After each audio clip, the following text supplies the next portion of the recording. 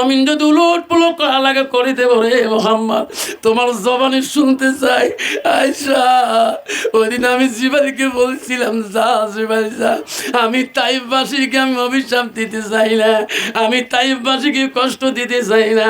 জিবাই রে, আমি নবীর দুনিয়া থেকে চলে যাব, একদিন তাইফবাসীর বংশের মধ্যে আমাকে নবী করি মানে রে।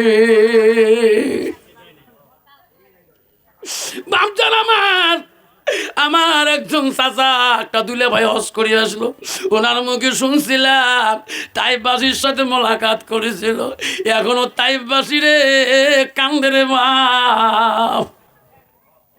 আমার নবী আমার সুপারিশ করবে কিনা? তাইফের জমিন ইতিহাস হাদিসে তাকে গেল, তাইফবাসীরা হাজিরা যদি পুষ্কর বাড়ি কোথায়? তাইফের জমিনে।